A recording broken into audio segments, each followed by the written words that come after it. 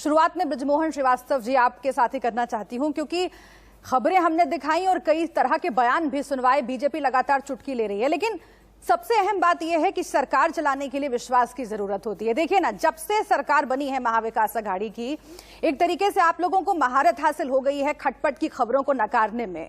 कोई ना कोई दलील देकर आप लोग नकारते हैं, लेकिन इस बार तो विश्वास का मुद्दा है ना। अगर आप ये कहते हैं कि हम सरकार एक चला रहे हैं, हम पार्टी नहीं चला रहे हैं, इसलिए मतभेद रहेंगे, ठीक बात है, लेकिन अगर भरोसे पर सवाल खड़ा हो जाए तो जनता के भरोसे को कैसे बनाकर रखिएगा?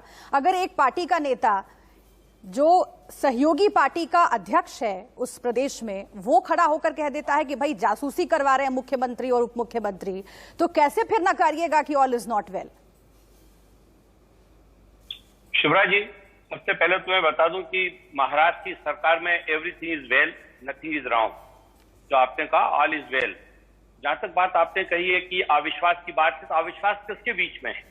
अगर एक पार्टी का अध्यक्ष, जो प्रदेश के अध्यक्ष है, वो यदि अपने पार्टी कार्यकर्ताओं को मोटिवेट करने के लिए कोई बात कह रहे हैं, तो उनको उसका हक है। हर आदमी को अपने राजनीतिक शक्ति बढ़ाने का हक है। क्या भारतीय जनता पार्टी ये काम नहीं करती? क्या भारतीय जनता पार्टी ने बिहार में ये काम नहीं किया जब नीतीश कुमार जी के साथ उन्होंने चुनाव लड़ा? क्या उन्होंने वहां पे अपनी ताकत बढ़ाने का काम नहीं किया अपने साथियों के साथ? तो ये काम राजनीति का है। और आदरणीय पटोले साहब महाराष्ट्र के एक बहुत ही समझदार और बहुत ही गंभीर किस्म के नेता हैं। जब उन्होंने बात की है, आपने उनका एक पक्ष तो बता दिया, लेकिन जो अभी उन्होंने आपके चैनल पे कहा, उन्होंने स्पष्ट कहा कि ये बातें जो हैं हमको हक है इस बात का करने का। लेकिन जहां तक बात सरकार की है, तो सरकार एक मिनिमम कॉमन प्रोग्राम में चल रही है, वो काम पूरा चल रहा है, कहीं किसी प्रकार की कोई शिकायत नहीं है।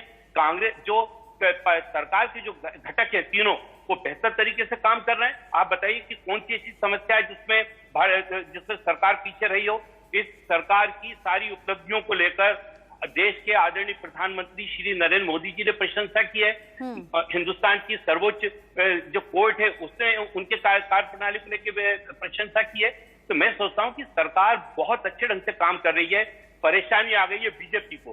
बीजेपी अभी अपनी परेशानियां तो देख नहीं रही। आप देखिए कि महाराष्ट्र में बीजेपी के खिलाफ जो एक माहौल बना है, इस जो अभी हाल में जो गठन हुआ केंद्र सरकार में जो नया मंत्रिमंडल बना, उसमें जावड़ेकर साहब जो कि भारतीय जनता पार्टी के बहुत ही वरिष्ठ नेता हैं, उनको तत्काल निकाल के बाहर कर दिया बगैर किसी कारण के। ये नहीं बताया कि उसको क्यों हटाया जा रहा है।